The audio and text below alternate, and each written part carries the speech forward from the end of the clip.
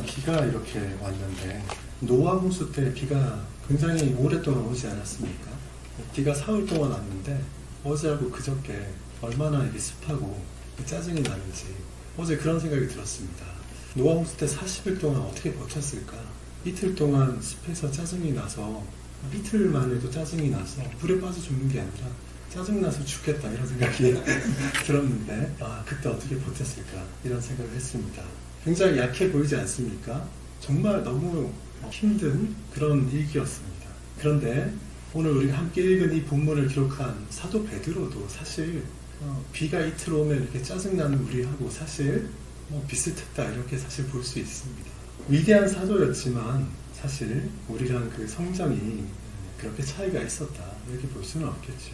이 베드로는 어떤 사람입니까? 갈릴리 호숫가에서 예수님을 처음 만났습니다. 형제 안드레와 이렇게 있을 때 예수님이 와서 부르셨습니다.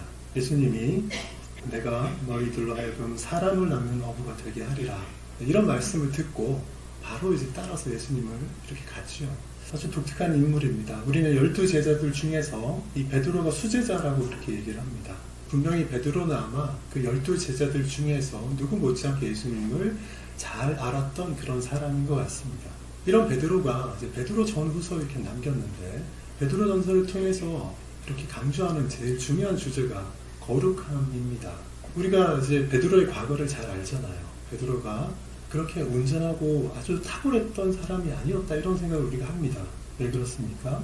예수님을 모른다고 3번이나 부인한 결정적인 그런 이제 잘못도 했고 심지어는 오순절 성령 강림 때 성령을 충만히 받고 나서 그리고서 이제 사도로서 사역을 할 때도 실수를 한 적이 있습니다. 혹시 기억나십니까? 이방인들하고 같이 먹는 문제 가지고 그러다가 꺼리 껴지니까 유대 전통에 따라서 그냥 하다가 누구한테 혼이 났죠. 사도 바울한테 혼이 났습니다. 성령 충만한 그런 경험을 한 이후에도 넘어지고 실수도 하고 그럽니다. 그렇게 여러 번 실수하고 넘어지고 그렇지만 베드로는 어땠습니까? 많은 시험과 고난 가운데서도 끝까지 믿음을 지키면서 사도로 자기에게 주어진 그 직분을 충실히 감당하고 마지막에 죽을 때까지 끝까지 충성하면서 그 직분을 잘 감당해냈습니다. 사도는 이 모든 것이 거룩함과 관련되어 있다라고 생각을 하는 듯합니다. 끊임없이 죄와 싸우고 자기의 연약함과 싸우고 물론 넘어질 때가 있었지만 거기서 넘어진 채로 그대로 있지 않고 또 일어서고 그리고 마지막에 하나님의 부르신 사도로 부르신 그 소명을 다하기 위해서 순교하기까지 그렇게 살았지 않습니까? 중요한 것은 끝까지 포기하지 않고 끝까지 버티다가 최종적으로 마지막에 하나님의 그 뜻대로 싸워서 이기는 것이 중요하지요. 거룩하게 사는 것이 쉽습니까? 아니면 좀 어렵습니까? 어떻습니까?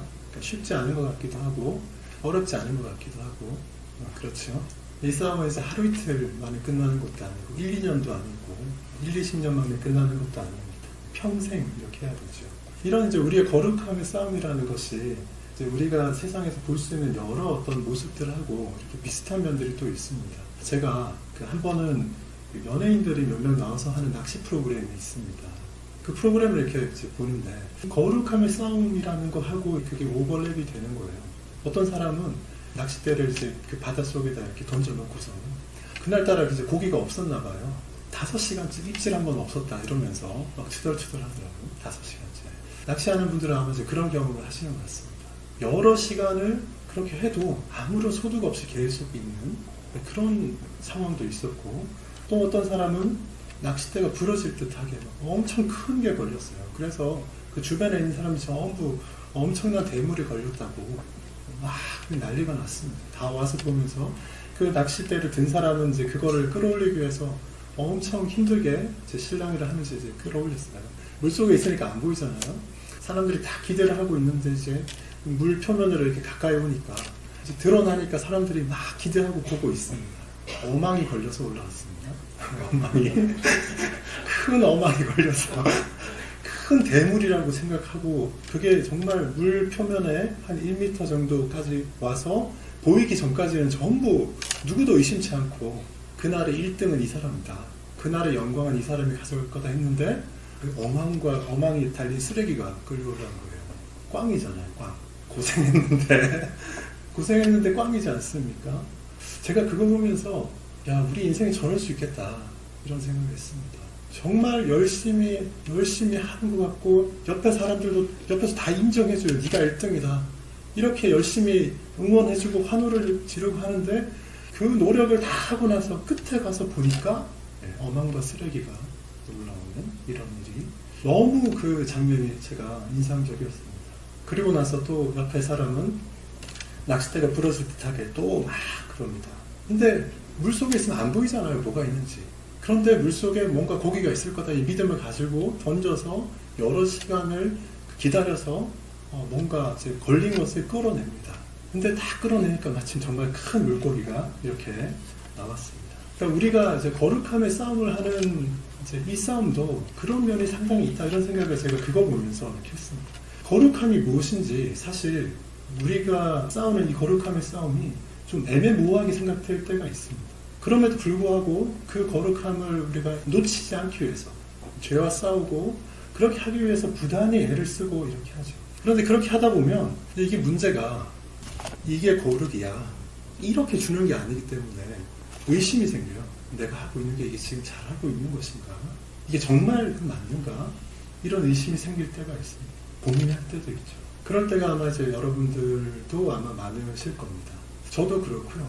분명히 시작할 때는 옳은 것이라고 생각했고 성경에 비춰봐도 맞는 것 같았는데 한참 이대로 계속 하다 보니까 어느 순간에 이게 왜 이렇지? 이런 생각이 드는 그런 일들이 우리가 살아가는 과정에 이제 많이 나타납니다. 맞는 건데도 이 현상적으로 이상하게 생각이 들 때가 있습니다. 이제 그럴 때 그걸 놓치면 안 되죠. 마지막 순간에 드디어 확실하게 이게 드러난 모습을 보면서 나중에 우리가 환호를 할 수는 있겠지만 그때까지 가기 전에 좀 모호하고 이게 정말 맞을까 하는 그런 기간을 우리가 참아내야 될 때도 또 있습니다. 여러분은 각자 어떤 식의 거룩한 싸움을 하고 계십니까?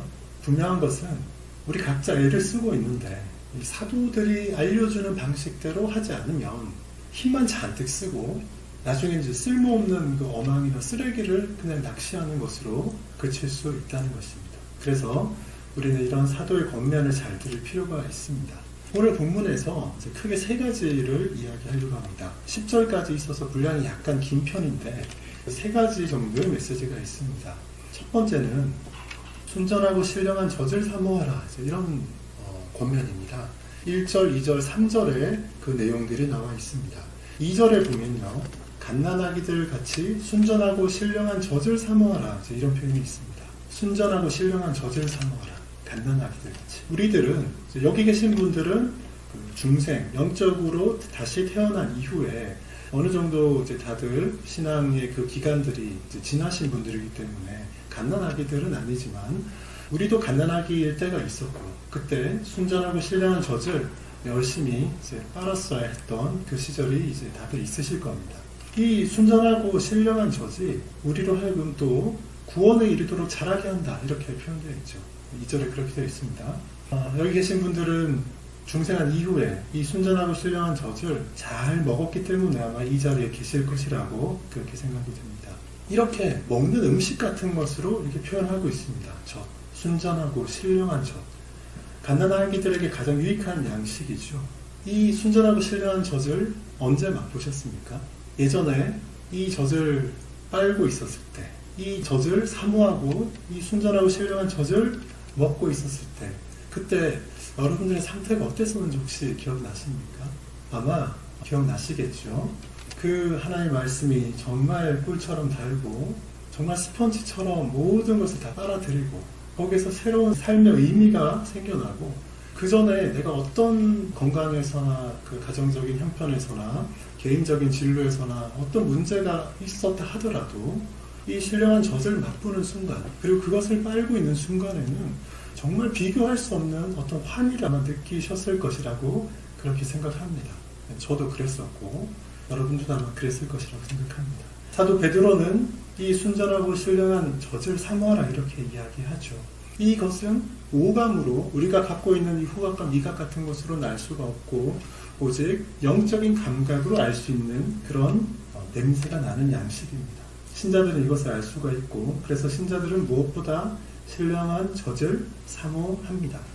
이 신령한 저지라고 표현했는데 하나님이 주시는 많은 모든 선물들을 다 포함하는 겁니다. 그 선물에는 대표적으로 하나님의 말씀이 있고 그리고 그거 외에 하나님이 주시는 많은 은혜들이 여기에 다 포함되어 있습니다. 사도는 3절에서 이렇게도 말합니다. 너희가 주의 인자하심을 맛보았으면 그리하라.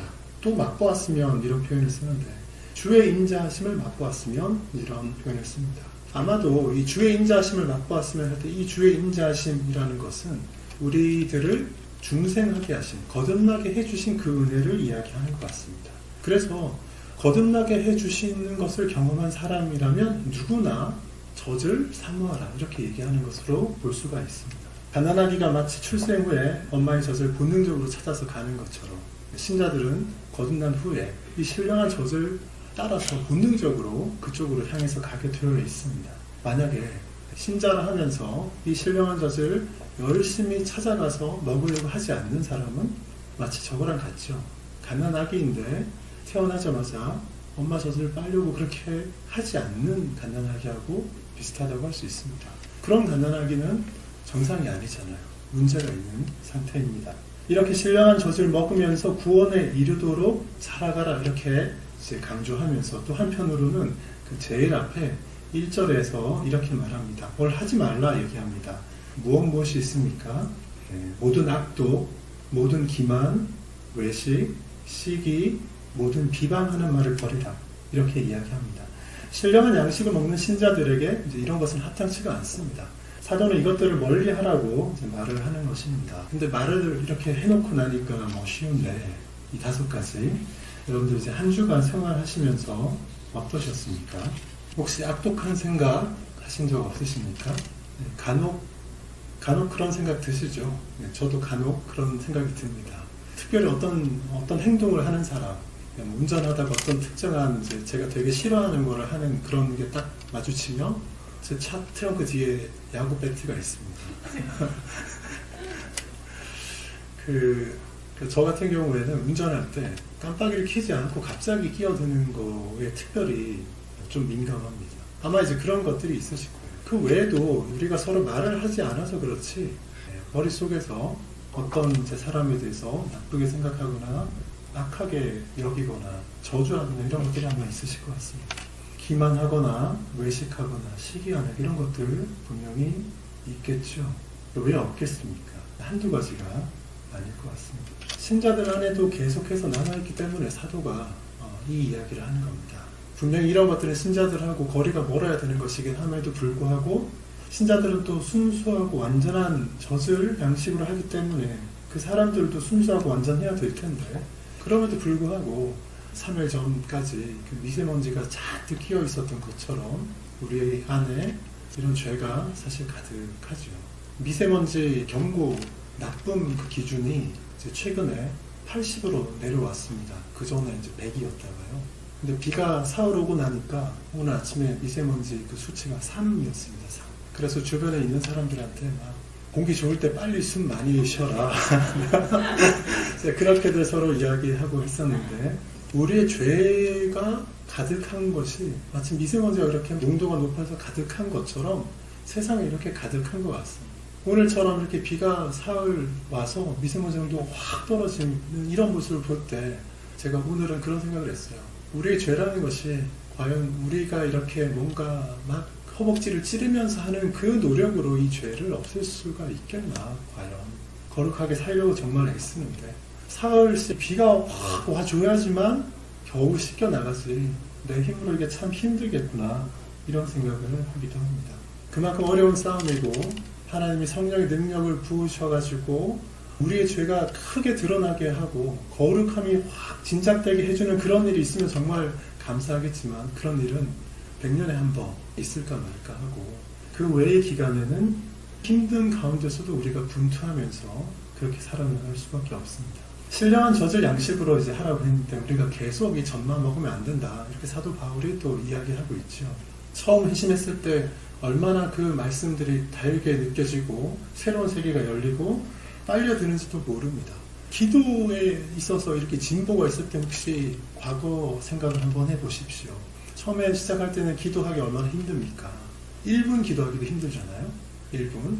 근데 교회에 오면 어떤 교회 이제 기도를 많이 강조하는 교회에 가면 성도들은 1시간, 목회자들은 3시간 하루에 기도해야 된다. 막 이런 교회들도 있습니다. 근데 초신자들은 기도하기 얼마나 힘들어요. 1분, 뭐 몇 마디 하고 나서 눈 떠보니까 그래도 2분밖에 안 지났고, 이렇게 이제 금요 기도회나 와가지고 기도 이제 제목을 주고 같이 기도하자. 그러면 주변의 사람들은 기도 제목 하나 주고 10분 기도하는데 나는 열심히 하고 눈 뜨니까 30초 지나 있고 이렇잖아요. 그런데 여러분, 그 기도에 있어서 어느 순간 그 기도의 문이 열리고 한 번 기도 쭉 하는데 한 30분, 1시간 시간이 그냥 확 지나가고, 그전에는 내가 기도하면서도 무슨 말 하는지도 뭐 횡설수설하면서 했는데 어느 순간부터는 마치 양궁 선수들이 관역을 겨누어서 화살을 쏘는 것처럼 그 관역의 정중앙에 화살이 날아가서 확 박히는 것처럼 그렇게 우리의 기도가 초점을 잘 맞춰서 힘있게 되는 것들, 그런 것들을 우리가 경험하게 되지 않습니까? 젖을 먹을 때도 기쁘지만 젖이 아니라 단단한 것을 먹는 이런 상태가 되었을 때 우리의 신앙 연륜이 더 깊어지고 이럴 때, 그리고 하나님의 교리적인 것들을 더 많이 알아서 하나님이 성경을 통해서 말씀하시는 것이 무엇인가를 더 많이 알 때, 그럴 때 단순히 젖을 양식으로 하는 것보다 더 놀라운 세계를 우리가 경험할 수가 있습니다. 그렇게 하면서 우리의 거룩이 더 성장하는 것이다, 이렇게 볼 수 있습니다. 두 번째 오늘 본문에서 이야기하는 것은 4절과 5절에 있는 내용을 이야기하려고 합니다. 4절과 5절에서 아주 재미있는 표현이 거기 나옵니다. 산돌, 그러니까 살아있는 돌이라는 표현이 나옵니다. 4절에도 산돌이라는 표현이 있고 5절에도 산돌 이렇게 표현이 되어 있습니다. 여기서 산돌이라는 것은 참 이렇게 돌이라는 것을 비유로 이렇게 썼을까 이런 생각이 저는 얼핏 들었는데, 산돌 누구 가리키는 겁니까? 예수 그리스도를 가리키는 표현입니다. 왜 하필이면 많은 이제 다른 단어들이 있는데 예수 그리스도를 가리킬 때 돌을 썼을까요? 돌? 우리식으로 표현하면 돌 그러면 사실은 뭐 그렇게 썩 좋은 이미지는 아닐 수도 있는데 왜 돌을 썼을까요? 4절에서는 이제 예수 그리스도를 가리켜서 단수로 산돌, 더 리빙 스톤 이렇게 단수로 씁니다. 5절에는 너희도 산돌같이 이제 이렇게 해서 이제 우리말로 번역에는 산돌 이렇게 되어 있지만 우리말은 이제 그 들을 안 붙여도 복수처럼 이렇게 되기 때문에 너희도 산돌같이 할 때 이때는 사실은 이제 복수입니다. 너희도 산돌들같이 이렇게 이제 되어 있습니다. 예수님이 산돌이고 너희도 산돌이 되어라, 이제 이렇게 얘기하는 겁니다. 되게 재미있는 표현이지 않습니까? 왜 여기서 산돌이라 이렇게 베드로가 이렇게 쓰고 있을까요? 직접적인 이유, 간단한 이유는 이겁니다. 구약시대 예수 그리스도에 대해서 이렇게 예언할 때 선지자들이 돌이라고 이렇게 표현을 했습니다. 그래서 사도 베드로가 유대인이잖아요. 옛날 전통에 대해서 알고 있고 하니까 그렇게 쓴 겁니다. 오늘 우리가 읽은 성경의 6절, 7절, 8절에 보면 사도 베드로가 구약 성경에 있었던 것을 인용해서 3가지를 말하는 그 장면이 6, 7, 8절에 각각 나옵니다. 주로 이사야서에서 2구절을 가져왔고 시편에서 1구절을 가져왔습니다. 산돌이라는 것이 어디서 왔는지를 설명하기 위해서 6, 7, 8절에 이렇게 인용을 해놓은 것입니다. 4절과 5절에서 핵심적인 메시지, 예수 그리스도가 산돌인데 너희들도 그리스도처럼 산돌들이 되어라, 이렇게 얘기합니다. 그리고 그 근거를 이야기하기 위해서 6, 7, 8절에서 구약 성경을 이용하는 겁니다. 6절에는 거기 인용된 부분이 있죠. 한번 보십시오. 보라, 성경이 기록되었을 때 하고 그 다음부터가 인용입니다. 보라, 내가 택한 보배로운 모퉁이 돌을 시온에 두노니 그를 믿는 자는 부끄러움을 당하지 아니하리라. 이 대목은 이사야 28장 16절에서 가져온 것입니다. 보라, 내가 택한 보배로운 모퉁이 돌을 시온에 두노니, 모퉁이 돌이라는 것을 시온에 둔다, 예루살렘에 모퉁이 돌을 두겠다라는 이제 이렇게 표현되어 있는데 무엇을 의미하는 것입니까? 이스라엘을 구원할 그런 메시아가 예루살렘에서 나타날 것이다 라는 이제 그런 예언이죠. 7절에서 인용되어 있는 부분입니다. 믿는 너희에게는 보배이지만 믿지 아니하는 자에게는 건축자들이 버린 그 돌이 모퉁이의 머릿돌이 되고, 이렇게 시편 118편 22절에서 인용하고 있습니다. 시편에 이렇게 똑같이 문구가 있습니다. 건축자들이 버린 그 돌이, 하나님을 알지 못하는 사람들은 그리스도를 그냥 버렸죠.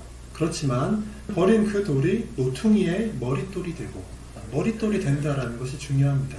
앞에서 이사야서 인용한 부분에서도 모퉁이돌이라는 말이 있었고 시편을 인용한 여기서도 머릿돌이라고 되어 있습니다. 8절에는 또한 부딪히는 돌과 걸려 넘어지게 하는 바위가 되었다 이렇게 있습니다. 이건 이사야서 8장 14절을 인용할 것입니다. 이사야 8장 14절에는 조금 더 길게 진술되어 있습니다. 그가 성소가 되시리라. 성소, 그리스도가 성소가 되시리라. 그러나 이스라엘의 두 집에는 걸림돌과 걸려 넘어지는 반석이 되실 것이며 예루살렘 주민에게는 함정과 올무가 되시리니.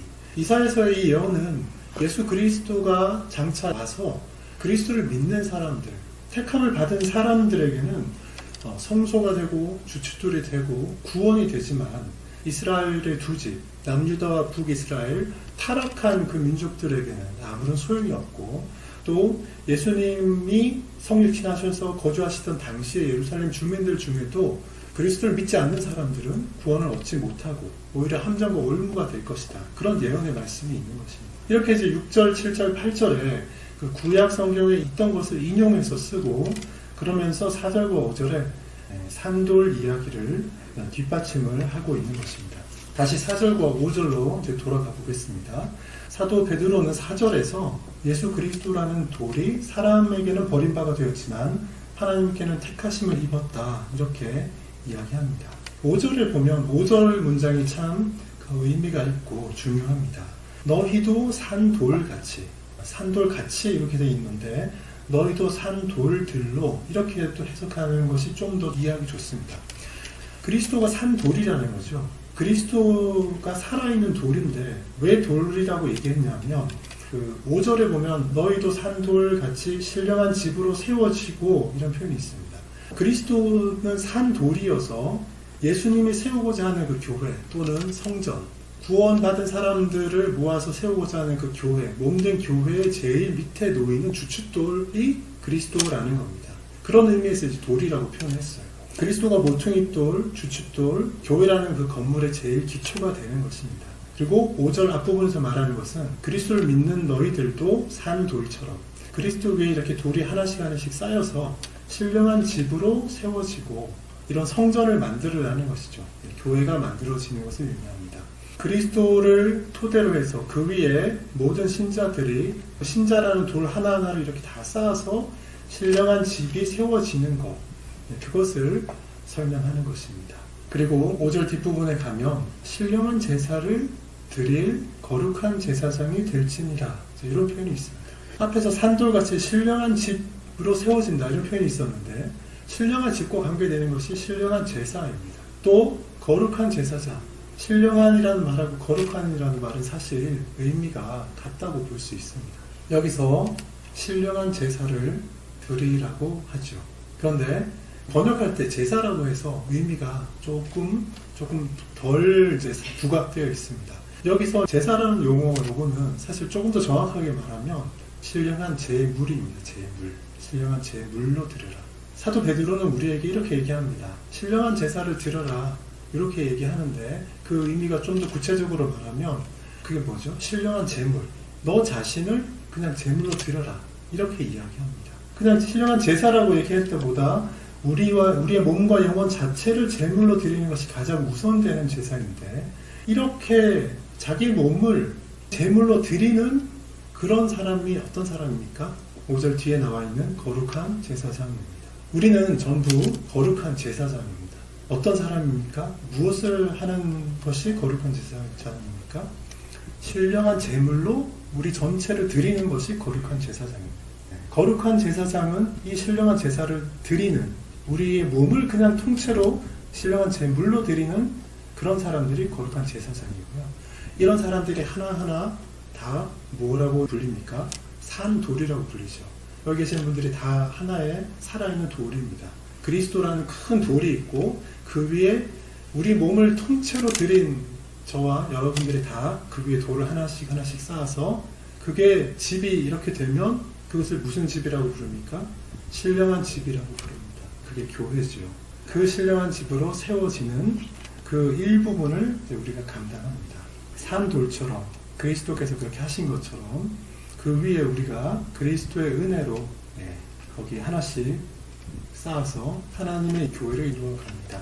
세 번째로 9절과 10절에서 이제 나오는 내용인데요.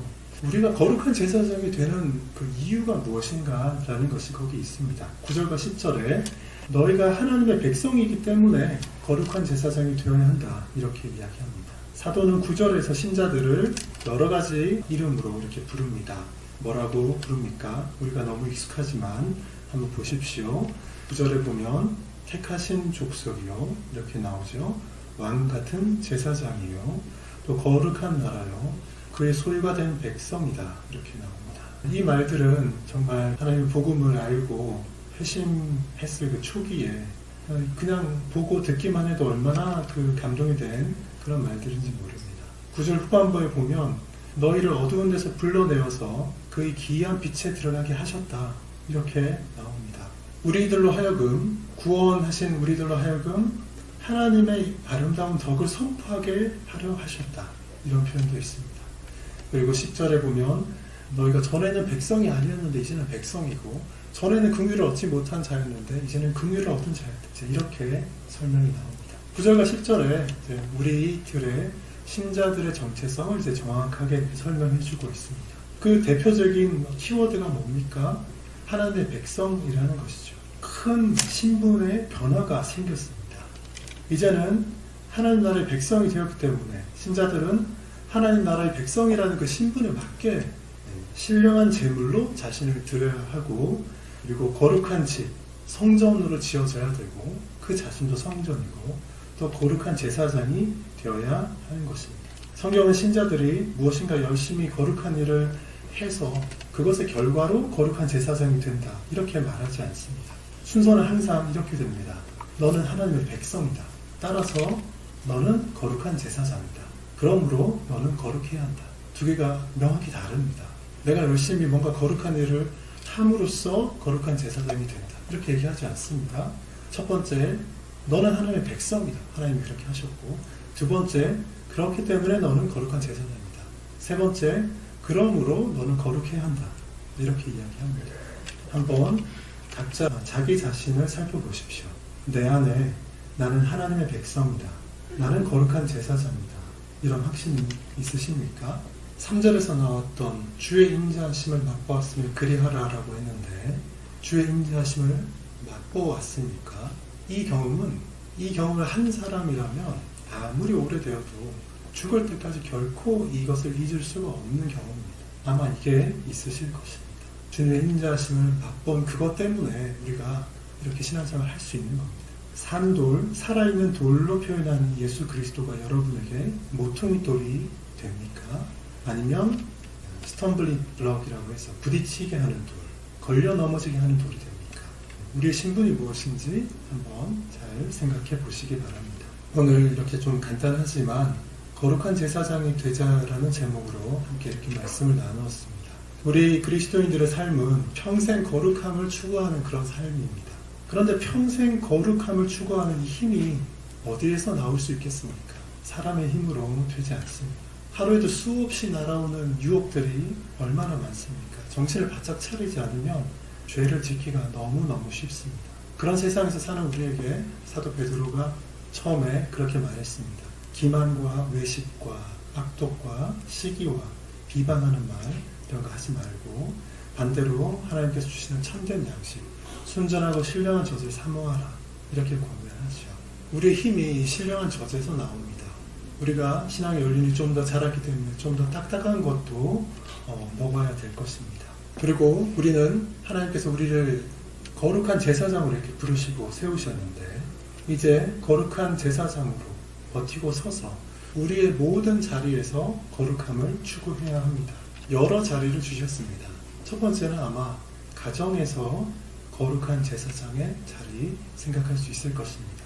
우리 가정이 무엇보다 먼저 거룩하게 세워져야 되고, 이 가정이 든든하게 서지 않으면 우리의 신앙이 그냥 우리 대에서 끝나기 쉽습니다. 지금 우리나라 교회는 큰 문제에 처했다, 이렇게 다들 얘기합니다.